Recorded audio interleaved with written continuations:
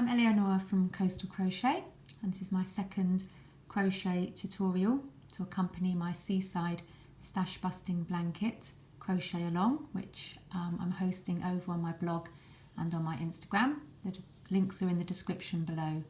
So this tutorial is for rows 11, 12 and 13 of my stash busting blanket, and we create this sort of striped effect without it looking too stripy. I really like this stitch, which is actually made up of 3 rows, and if you look at the back, that is what the back looks like. I first learned how to do this in Pauline Turner's book How to Crochet, which is a US publication, but I haven't really seen this stitch anywhere else, so I don't know what it's called.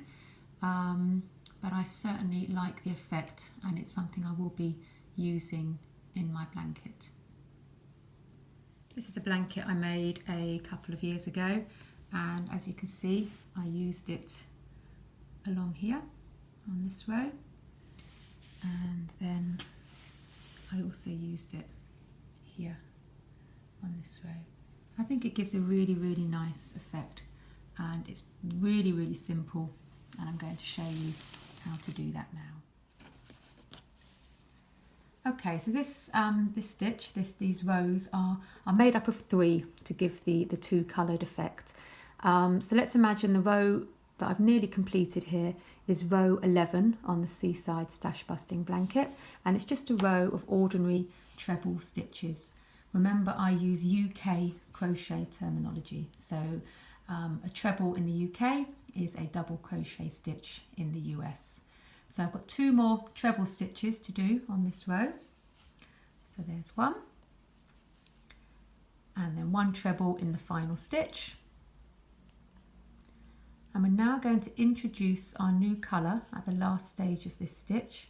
So pull through the first 2, and then when you've got 2 loops on the hook, join your new coloured yarn by just pulling through those 2 loops.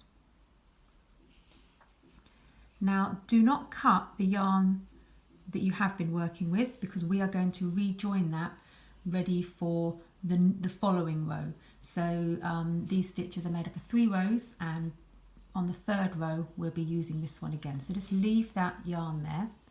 But with your new colour, we don't make a turning chain, we literally just turn the work. And now we're going to carry on back along the row, and we're going to do 1 treble in the next stitch, just an ordinary treble stitch. And then we're going to complete a slip stitch in the next stitch. And a slip stitch is literally where you insert the hook into the stitch and pull the yarn through to the front and continue to pull it through the loop on the hook. That's 1 slip stitch. Then we're going to do 1 treble,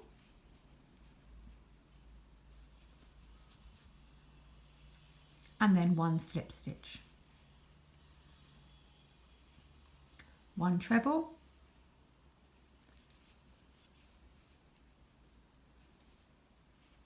1 slip stitch, and continue all the way to the end.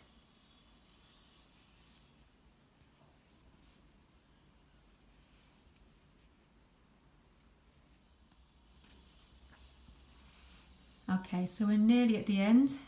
Okay, it's 1 treble, 1 slip stitch, 1 treble, and the final stitch on my sample is a slip stitch. I think on my Seaside stash busting blanket at the end of row 12 it's a treble. And there we go. And then to finish off this row, we literally just pull the yarn through and give it a little cut, and that's how that is then fastened off. Now, we do not turn the work, but we go back to the beginning of the row, and then we rejoin this main coloured yarn. And the way I do that is just to find those 2 loops, insert the hook under these 2 loops here, and then we're going to chain 3, which will be the first treble stitch of this row.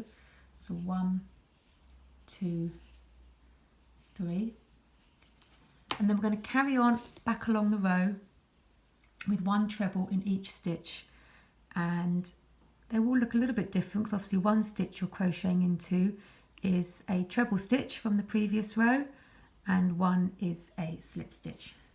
So this is 1 treble into a treble from the previous row, and then here is slip stitch.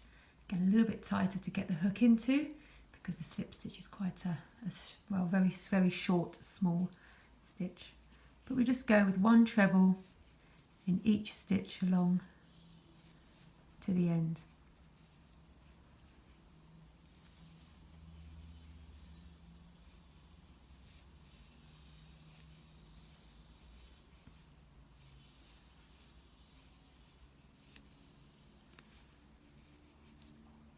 And if you look onto the front, you can already see we're getting that lovely 2-coloured effect.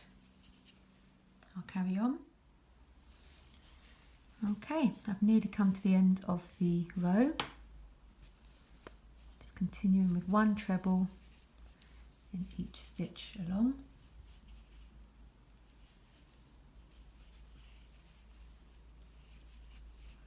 And then 1 treble in that final stitch.